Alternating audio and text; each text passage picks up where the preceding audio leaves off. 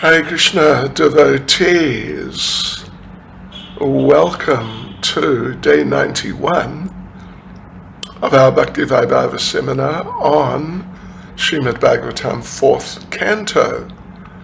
And we are just right now starting chapter 31, which is the last chapter in the 4th Canto, and it's titled Narada Instructs the Prachetas. Let us begin with our prayers. Nama Om Vishnupadaya Krishna Prestaya Bhutale Srimati Bhakti Vedanta Swaminiti Namane Namaste Saraswati Deve Gauravani Pracharane Nirvishesha Shunyavadi Pastyachadesha Tarne Sri Krishna Chaitanya Prabhu Nityananda Sri Advaita Gadadha Shivasadi Gaura Bhaktavrinda Hare Krishna, Krishna Krishna, Hare Hare, Hare Rama, Rama Rama, Hare Hare. Vanchakalpatarubhyascha kripa sindhubhya eva cha. Patitanam pavanebhyo vaishnavebhyo namo namaha. Right, so very good. 4th Canto of Srimad Bhagavatam, chapter 31. Narada instructs the Prachetas. So there are 31 verses. So it's not a big chapter. And we've divided them into 9 sections as follows. First section is verse 1 to verse 4. The Prachetas leave home and meet Narada Muni. Second section from verse 5 to verse 7, the Prachetas address Narada Muni.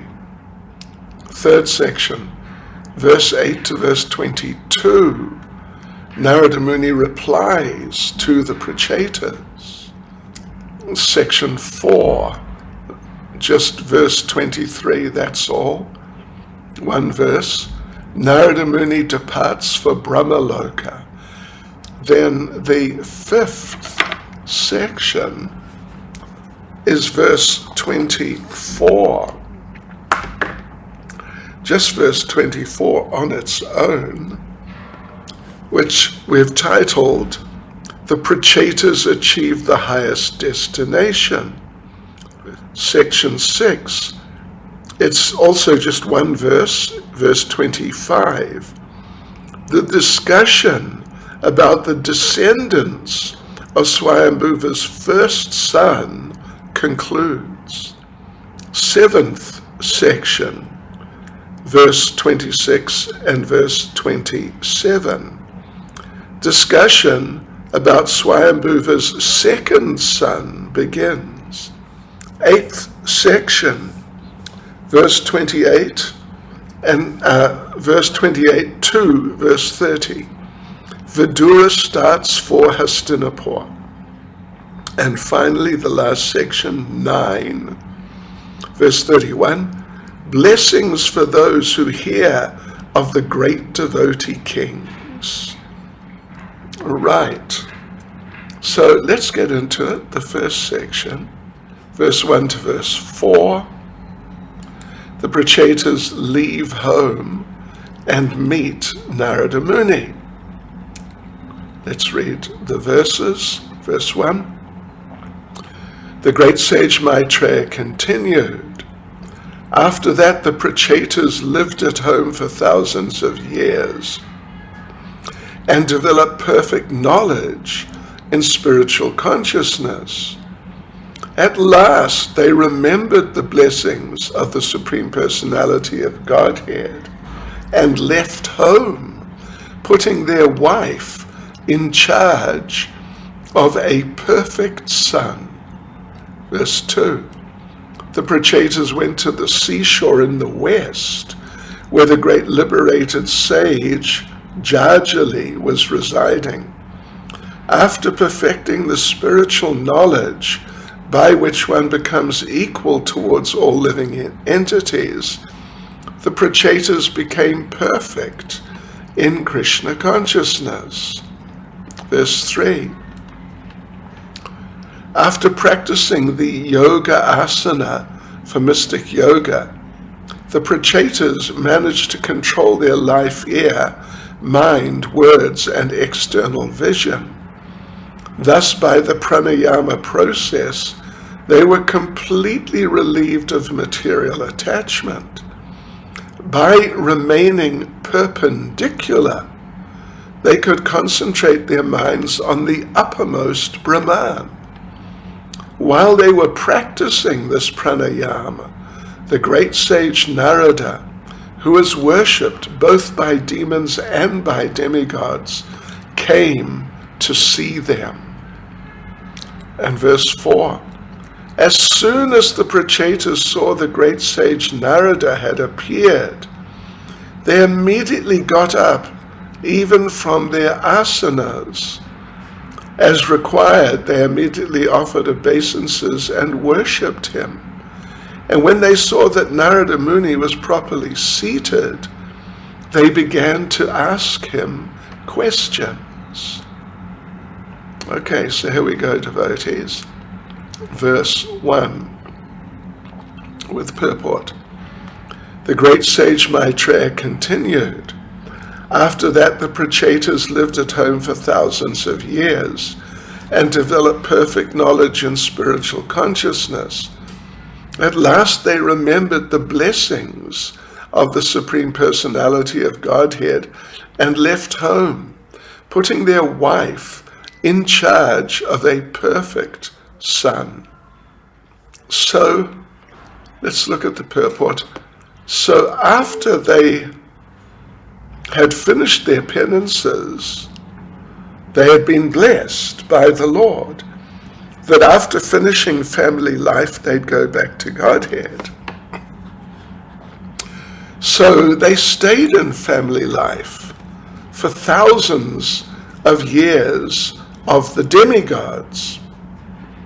Then they decided to leave home, putting their wife in charge of the son named Daksha. And that is the Daksha, the very same Daksha who was born as their son. So Prabhupada makes the point, this is the process of Vedic civilization. First of all, you're a brahmachari, you do austerities and penances, no involvement with ladies. And Prabhupada says that's the basic flaw in modern society, that boys and girls mix freely. The result is Varna Sankara, that children born of undesirable fathers and mothers, and as a result the world is in chaos. So actually both boys and girls should do austerities and penances, and later on they can marry. And then later on again, the man can leave home. Second paragraph, unless you practice austerities and penances in student life, you can't understand the Supreme Lord. Even Prachinabharishat left home before his sons returned. Third paragraph, Prabhupada says, it is absolutely necessary to leave home life. Yeah, because that home life is simply a means for killing the soul. Prabhupada concludes the purport by saying, the home is considered to be a dark well covered by grass. And if one falls within this well, he simply dies without anyone's caring. One should therefore not be too much attached to family life, for it will spoil one's development of Krishna consciousness. Verse 2. The Prachetas went to the seashore in the west, where the great liberated sage Jajali was living. After perfecting the spiritual knowledge by which one becomes equal toward all living entities, the Prachetas became perfect in Krishna consciousness. So Prabhupada refers to the word, Brahma Satra, means cultivation of spiritual knowledge. And he makes the point, both the Vedas and severe austerity are known as Brahma, or the absolute truth. So one has to cultivate knowledge of the absolute truth by studying the Vedas, and also undergo austerities and penances. So the Prachetas did this, and they became equal to all living entities. Bhagavad Gita confirms this. Chapter 18, verse 54, we've repeated it many times in this seminar. Brahma bhuta prasanatma nashochati nakangshati samak sarveshu bhuteshu mad bhaktim labate param. Prabhupada says, or the translation is rather, one who is thus transcendently situated at once realizes the supreme Brahman and becomes fully joyful. He never laments nor desires to have anything. He's equally disposed to every living entity. In that state he attains pure devotional service unto me. Second paragraph. So the thing is, when you actually become spiritually advanced, you don't see the difference between one living entity and another. This platform is attained by determination. Gradually, as knowledge develops, one ceases to see the outward covering of the living entity, and rather one sees the soul. And so in this state, one makes no distinction between human and animal. This is confirmed in Bhagavad Gita chapter 5, verse 18. The humble sage, by virtue of true knowledge, sees with equal vision a learned and gentle Brahman, a cow, an elephant, a dog, and a dog-eater outcast. Right, okay. So on we go into the third paragraph. So the devotee, learned person, sees everyone equally in spiritual terms, and the devotee wants to see everyone develop in Krishna consciousness. So the Prachetas had gone to a place which was perfect for executing spiritual activities, because, and the point is made, that the great sage Jajali achieved liberation in that place. So anyway, this is sadhu sangha. If you're desiring perfection or liberation, you should associate with someone who is already liberated, like Jajali. And this is sadhu sangha, associating with a perfect devotee. Verse 3, after practicing the yoga sun for mystic yoga, the Prachetas managed to control their life air, mind, words, and external vision. Thus, by the pranayama process, they were completely relieved of material attachment. By remaining perpendicular, they could concentrate their minds on the uppermost Brahman. While they were practicing this pranayama, the great sage Narada, who is worshipped both by demons and by demigods, came to see them. Yes, okay. Prabhupada says the words pare amala, pare amale are significant. That means to become transcendental to material contamination. Absolute truth, Prabhupada says, is is realized in 3 phases, Brahman, Paramatma, Bhagavan. And they're all on the same transcendental level. But in his prayers, Lord Shiva emphasized the Supreme Person, the Bhagavan feature. And so the Prachetas did also. And then the second paragraph, so Narada Muni, he travels everywhere. He goes to the demons, goes to the devotees, and he's equally respected. Therefore, he's described here as Sura Suretya, worshipped both by demons and by demigods. So for him, every door is open of every house. Although there's, between the demons and devotees, there's animosity perpetually for years. So Narada, of course, is considered one of the demigods, and the name Devarshi means the saintly person among the demigods. So Prabhupada concludes the purport by saying, but not even the demons envy Narada Muni. Therefore he's equally worshipped both by demons and by demigods. A perfect Vaishnava's position should be just like Narada Muni's, completely independent and unbiased. Verse 4. As soon as the Prachetas saw that great sage Narada had appeared, they immediately got up even from their asanas. As required, they immediately offered obeisances and worshipped him.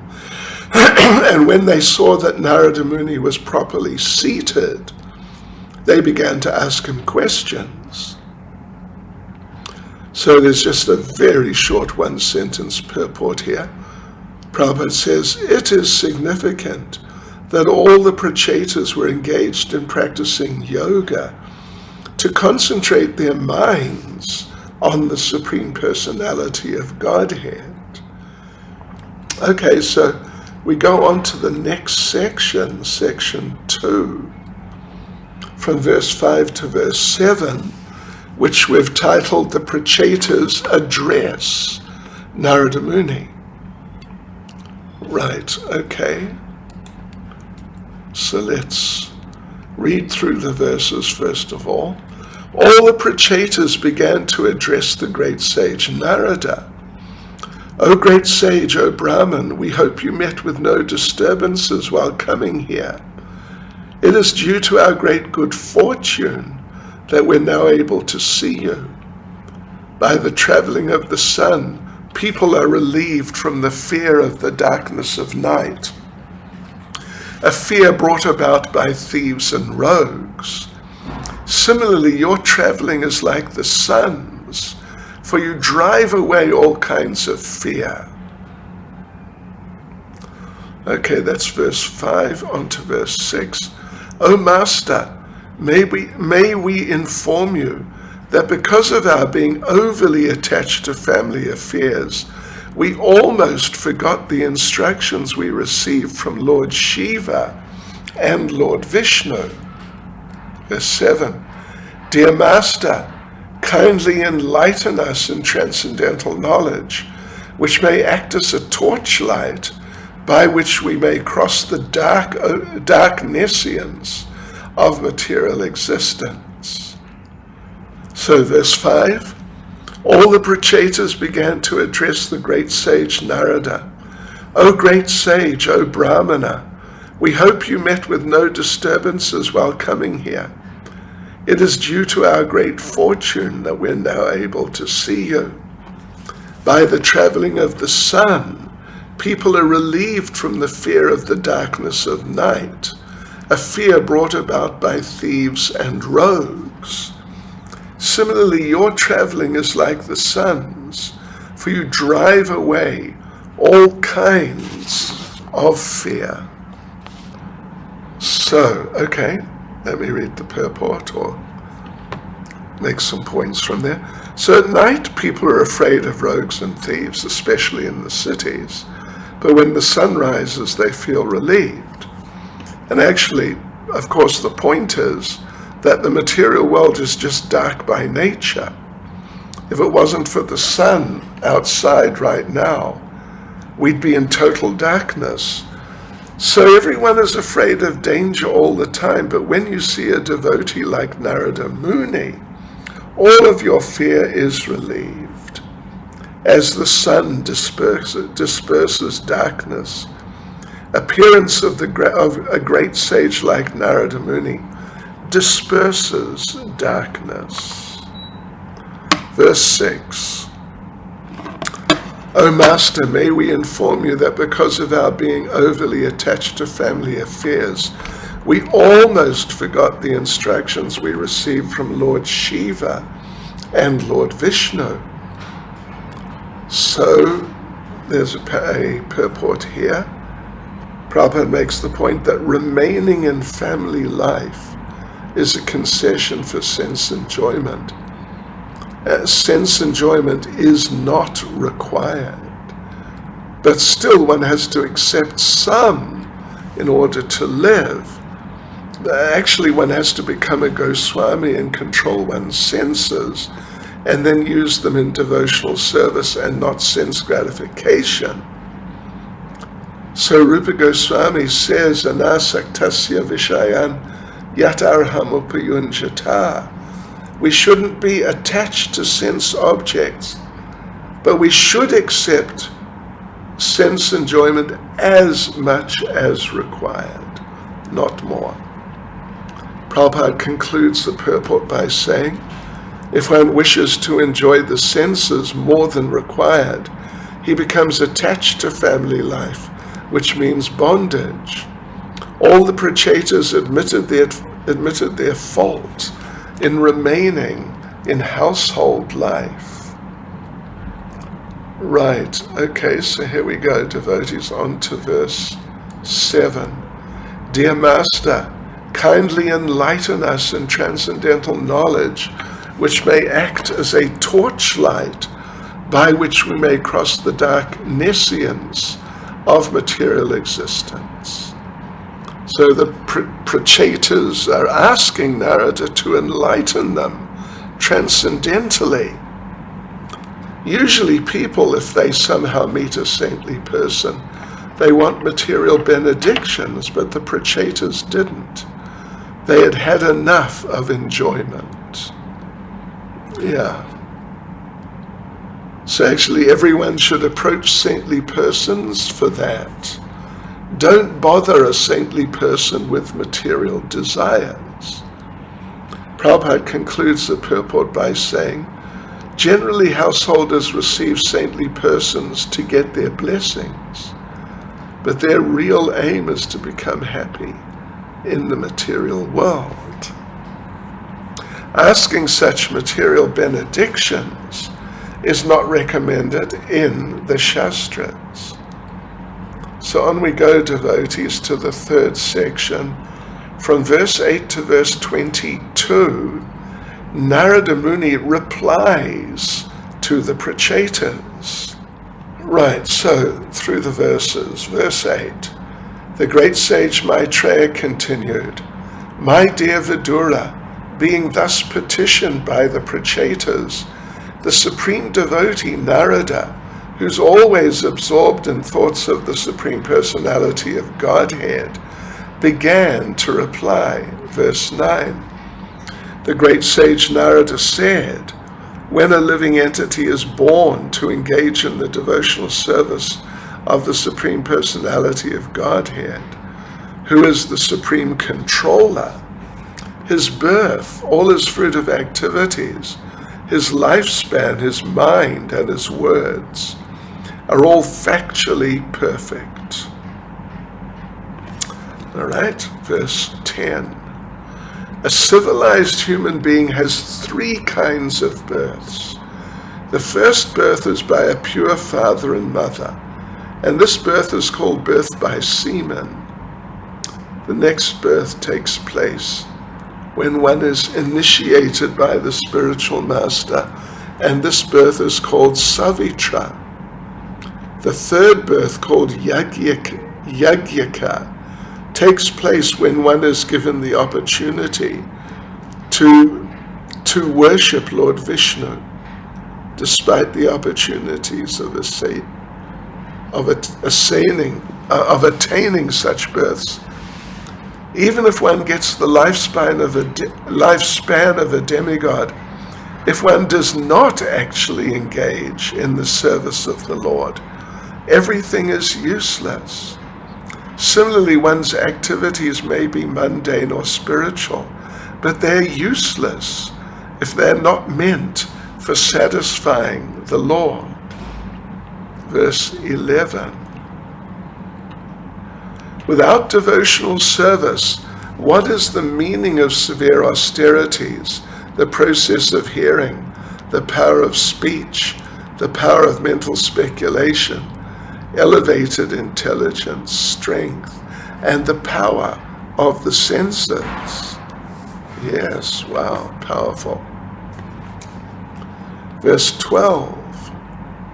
Transcendental practices that do not ultimately help one realize the Supreme Personality of Godhead are useless, be they mystic yoga practices, the analytical study of manner, severe austerity, the acceptance of sannyas, or the study of Vedic literature.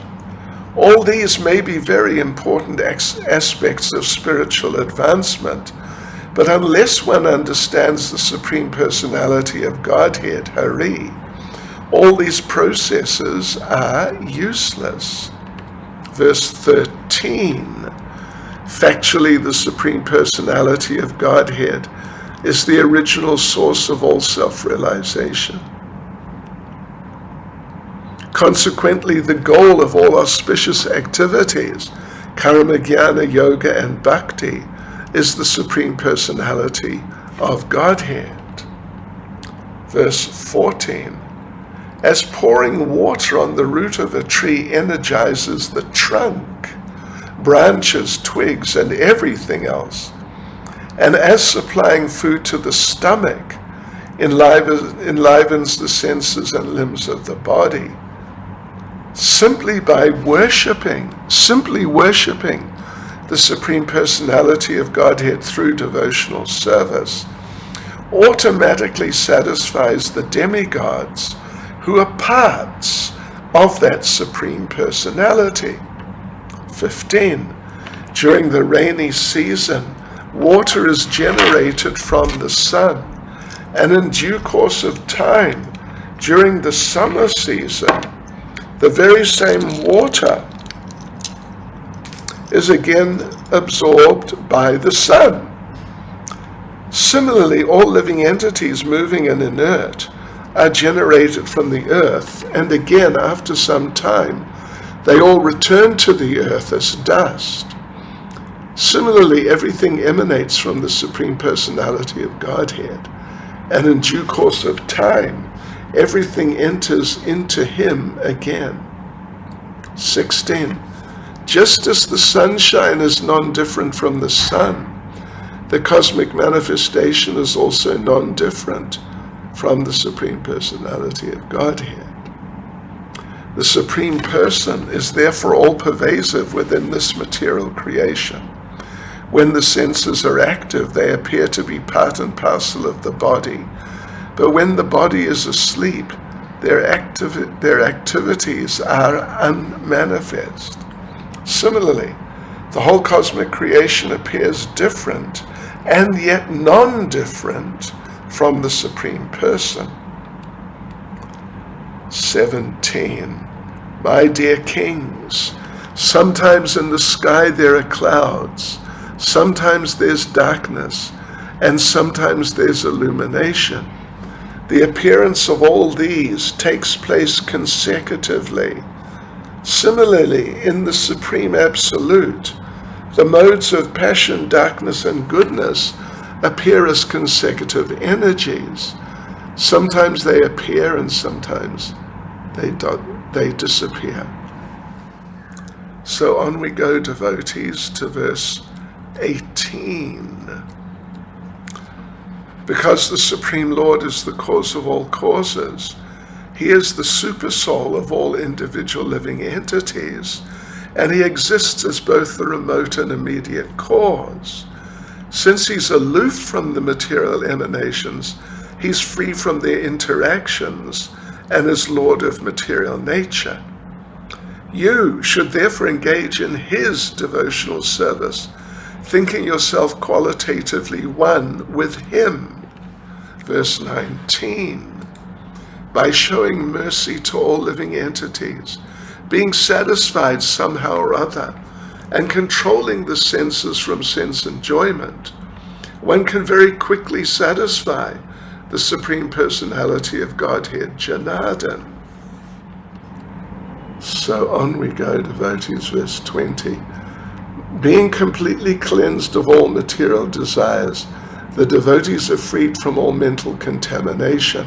Thus they can always think of the Lord constantly and address him very feelingly. The Supreme Personality of Godhead, knowing himself to be controlled by his devotees, does not leave them for a second. Just as the sky overhead never becomes invisible. 21.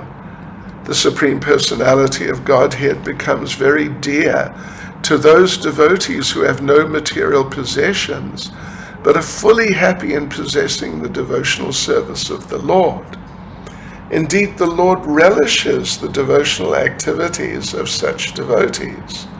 Those who are puffed up with material education, wealth, aristocracy, and fruit of activity are very proud of possessing material things, and they often deride the devotees.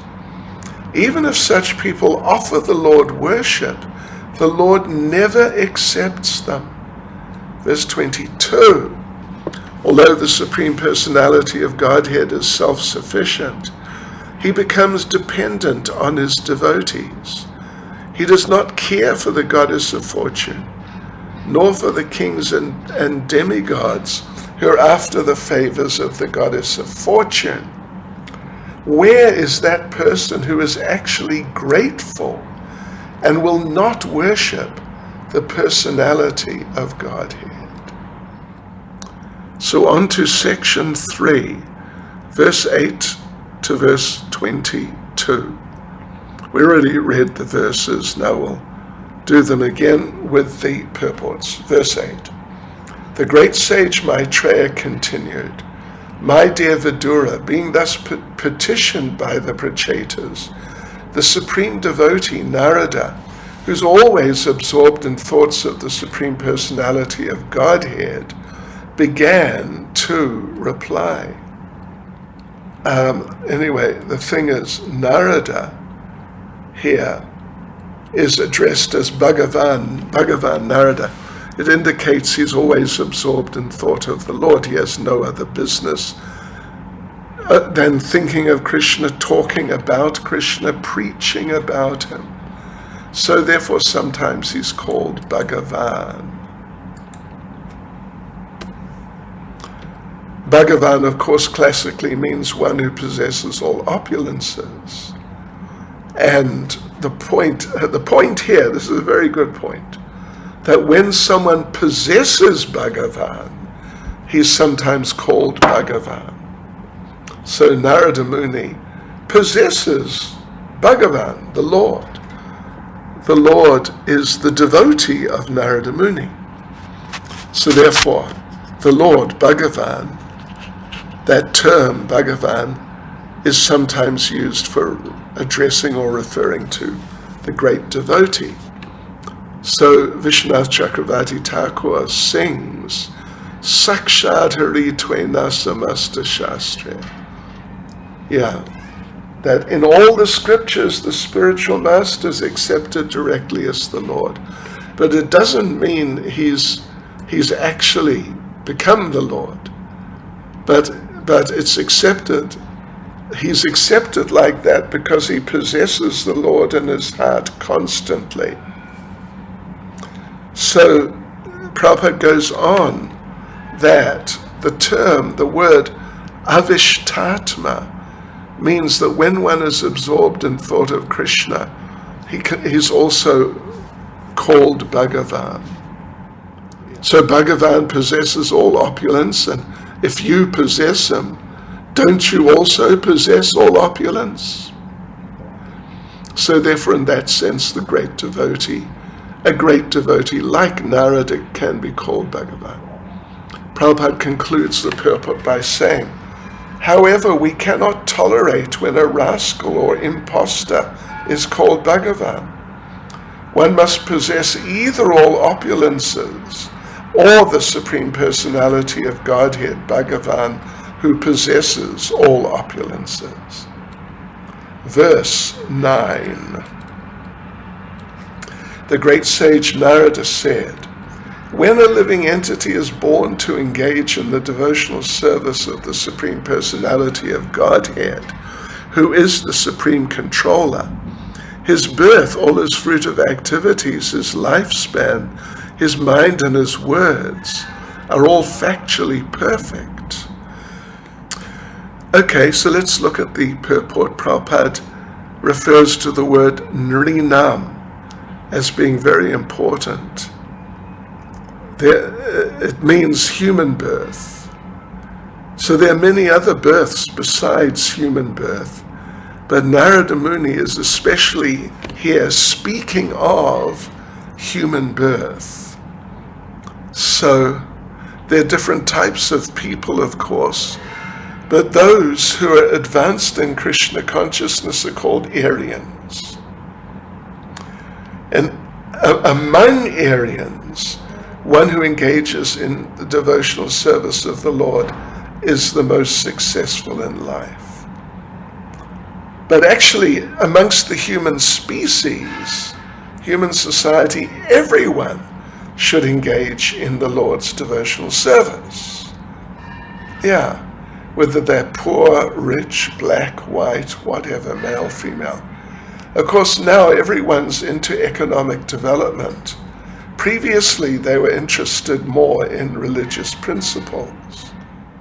But any activity is successful if an interest in Krishna consciousness is taken. So even philosophical speculation or mental speculation is successful when engaged in devotional service. And we must engage the senses in devotional service and not in society, friendship, love, etc. If you engage the senses in devotional service, then you attain bhakti. When one great devotee of Lord Chaitanya saw him, he said all his desires were fulfilled.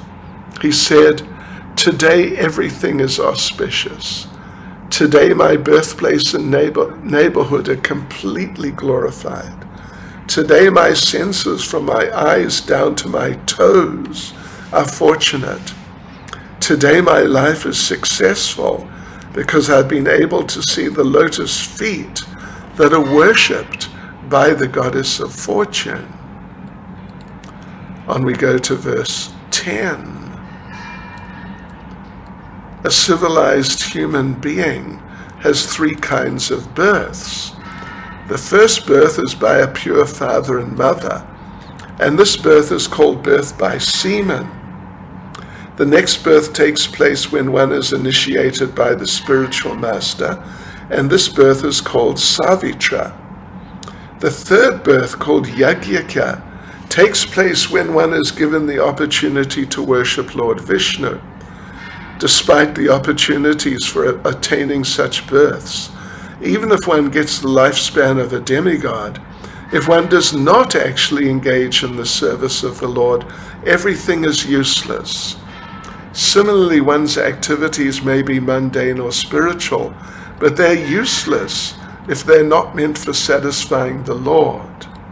So Prabhupada begins the purport by saying the word Shokra Janma means taking birth by seminal discharge. Animals take birth like this also. But a human being can be reformed from the Shokra Janma, as recommended in Vedic civilization, before the birth, before father and mother unite. They can do Garbhadan Samskar. It's especially recommended, for Brahmins and other higher classes. Otherwise, the whole family becomes Sudra. So, Prabhupada makes the point that in this age of Kali, everyone is Sudra due to the absence of Garbhadan Samskar.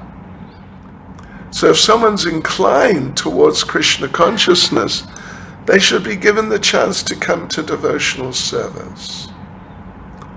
So Krishna consciousness follows the Pantra Trika Vidhi, as Sanatana Goswami advises, and there's a verse quoted here. I'll just speak the translation. Very famous verse. As bell metal, when mixed with mercury, is transformed to gold, a person, even though not golden pure, can be transformed into a Brahmin or Dvija simply by the initiation process. This is Hari Bhakti Vilas, chapter 2, verse 12. So if someone's initiated by a proper person, he can be accepted as twice born immediately. So Prabhupada explains in ISKCON, first we give them initiation.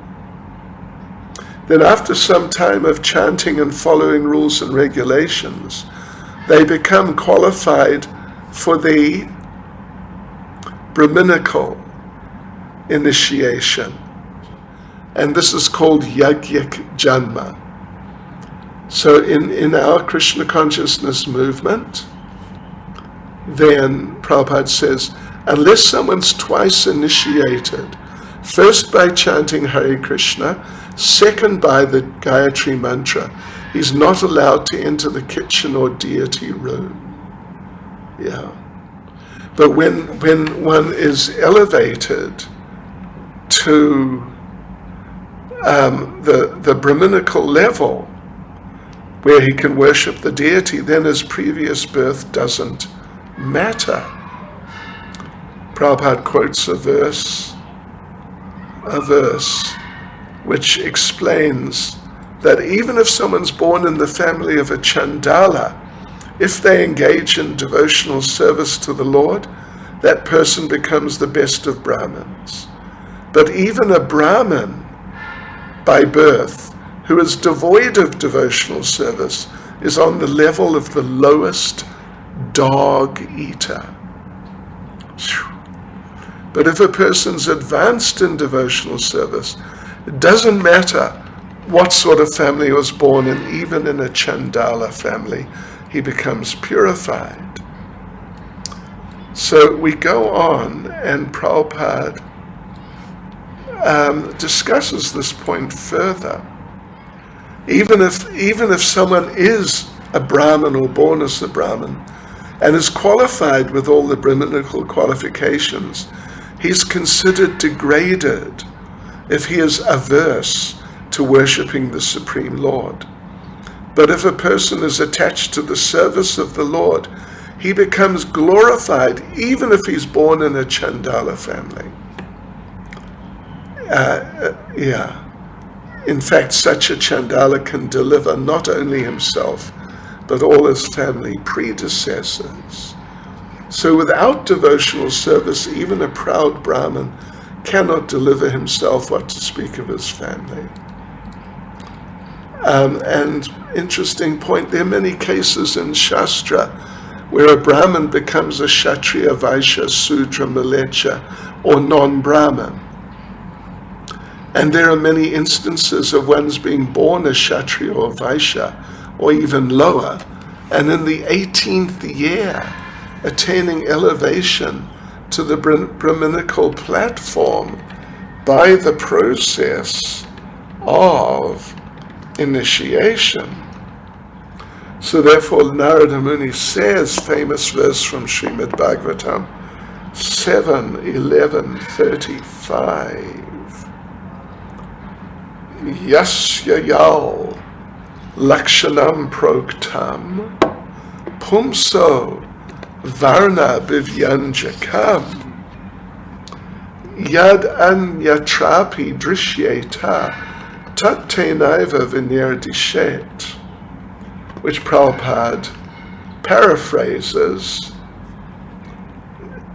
It is not a fact that because one is born in a Brahmin family, he's automatically a Brahmin. He has a better chance to become a Brahmin, but unless he meets all the Brahminical qualifications, he cannot be accepted as such.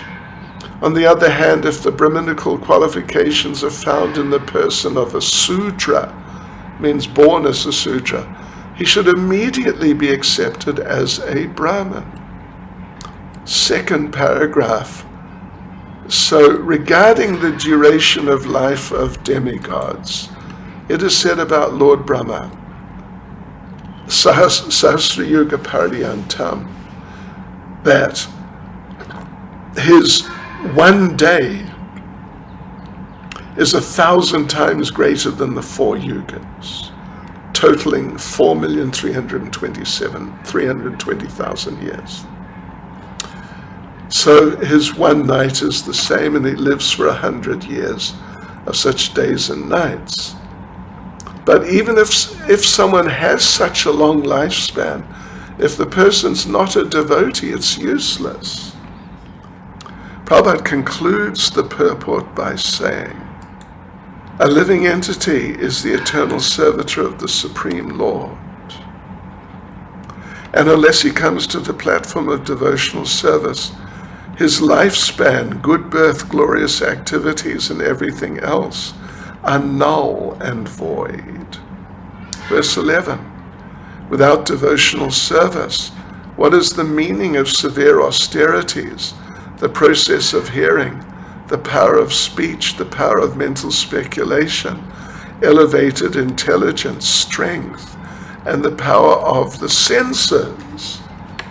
Prabhupada begins the purport by referring to Mundaka Upanishad, which says our relationship with the Lord is never advanced by simply studying the Vedas. As many Mayavadis study the Vedas a lot, but they can't grasp the essence of the knowledge. They don't know the Lord. So what's the use?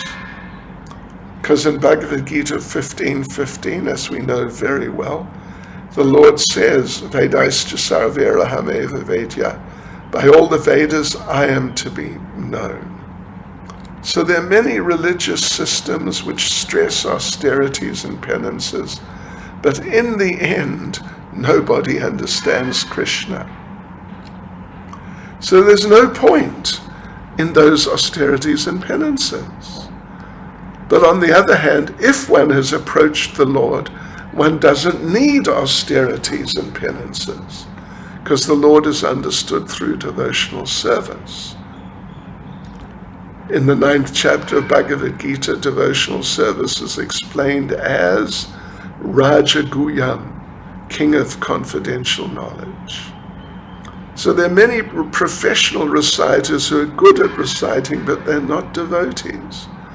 So they cannot give one or the audience of Krishna. There are also many thoughtful philosophers, but despite all their learning, they cannot approach Krishna. They're just useless mental speculators. And there are many sharply intelligent people who discover so much for sense gratification, but despite their expert knowledge, etc., they can't understand Krishna. 3rd paragraph, as far as our senses are concerned, there are many animals more expert in using their senses than us. Vultures and hawks fly very high, but they can see a dead body on the ground. So their eyes are much stronger than ours. But it doesn't mean that their existence is more important than ours. Dogs can smell things that we can't smell. Many fish can understand by sound that the enemy is coming. Prabhupada concludes the purport by saying, all these examples are described in Srimad Bhagavatam. If one's senses cannot help him attain the highest perfection of life, realization of the Supreme, they are all useless. Verse 12. Transcendental practices that do not ultimately help one realize the Supreme Personality of Godhead are useless, be they mystic yoga practices, the analytical study of manner, severe austerity, the acceptance of sannyas, or the study of Vedic literature. All these may be very important aspects of spiritual advancement, but unless one understands the Supreme Personality of Godhead, Hari, all these processes are useless. Prabhupada first of all quotes Chaitanya Charitamrita, Madhya Lila 24:109, that you can't attain liberation simply through philosophical speculation, devoid of devotional service. But if you simply render devotional service, you're automatically on the spiritual platform. Impersonalists, of course, they don't take to devotional service, but they do other things, like they analytically study the material elements, they discriminate between matter and spirit, they get into the mystic yoga system in some cases, but they're only useful as far as these things are only useful as far as they may help with devotional service. So therefore Lord Chaitanya told Sanatana Goswami, without a touch of devotional service, Jnana, Yoga, and Sankhya philosophy cannot give one the desired results. Absolute truth is realized in 3 stages, Brahman, Paramatma, and Bhagavan. But any realization of any of them requires at least a touch of devotional service. The more the better. Sometimes even the Mayavadis chant Hare Krishna to help them merge. The yogis chant Hare Krishna also, but not for devotional service. So in all these different domain processes, karma, jnana, yoga, bhakti is required. That is the purport of this verse. Let us continue on with verse 13. Factually, the Supreme Personality of Godhead is the original source of all self-realization. Consequently, the goal of all auspicious activities, karma, jnana, yoga, and bhakti, is the Supreme Personality of Godhead. So, okay, let's have a look at the purport. So the main point is about the energies of the Lord, marginal and external, and the Lord is the source of matter and spirit. Prabhupada quotes Bhagavad Gita, chapter 7, verses 4 and 5.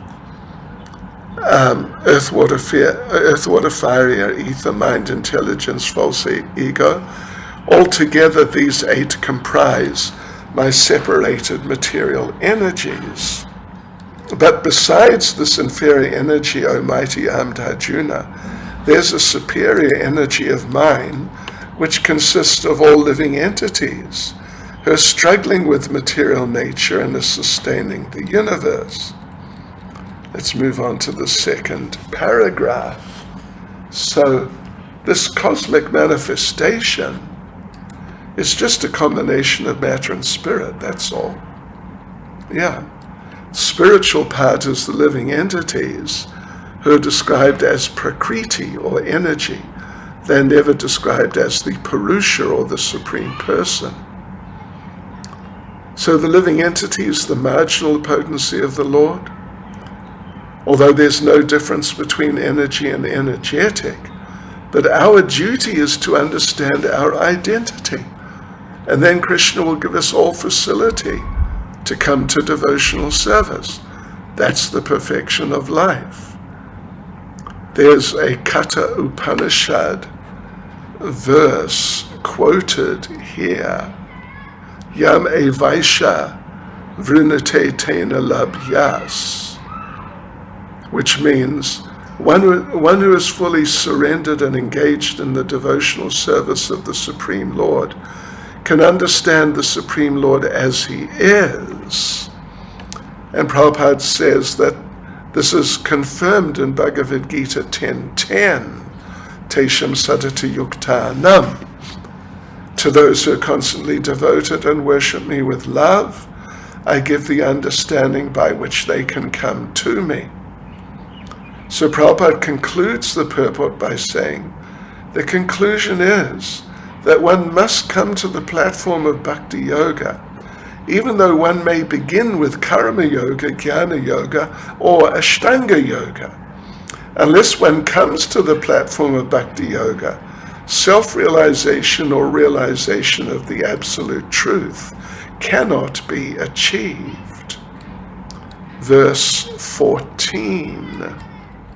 As pouring water on the root of a tree energizes the trunk, branches, twigs, and everything else, and as supplying food to the stomach enlivens the senses and limbs of the body, simply worshipping the Supreme Personality of Godhead through devotional service automatically satisfies the demigods who are parts of that Supreme Personality. Right, so let's have a look through the purport here. So Prabhupada makes the point that sometimes people ask why ISKCON, the Krishna consciousness movement, only advocates worshipping Krishna and not demigods. This verse gives the answer. The example is given of pouring water on the root of the tree, such an appropriate example. And Prabhupada quotes, refers to Bhagavad Gita chapter 15 verse 1, that this material world, cosmic manifestation, has expanded downwards, and the root up is the Supreme Lord. Of course, the Lord confirms in Bhagavad Gita chapter 10 verse 8, He is the source of all spiritual and material worlds. So serving Him means automatically serving all the demigods. So it is said, Prabhupada says sometimes it's said, but it's very definitely said, that karma and jnana require some bhakti to be successful. And sometimes that bhakti needs karma and jnana to be successful. So the first point is correct. Karma and jnana need bhakti to be successful. The second point, that sometimes bhakti needs karma and jnana to be successful, is not true. Rupa Goswami says, Anyabhilashita shunyam, pure devotional service must not be contaminated by karma and jnana. Modern society, of course, is very much into philanthropic activities.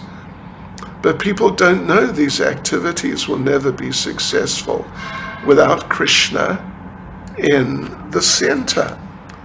So you can ask, a person could ask, what's wrong with trying to feed the different parts of Krishna's body in and of themselves?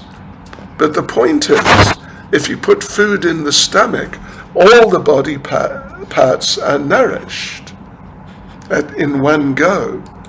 But if we try to feed the eyes and the ears and all the many parts independently, it'll be terrible. The result will be havoc. So by putting food in the stomach, all the parts are fed nicely. So by serving Krishna, everything's complete. Prabhupada concludes the purport by saying, as confirmed in Chaitanya Charitamrita, Madhya Lila, chapter 22, verse 62,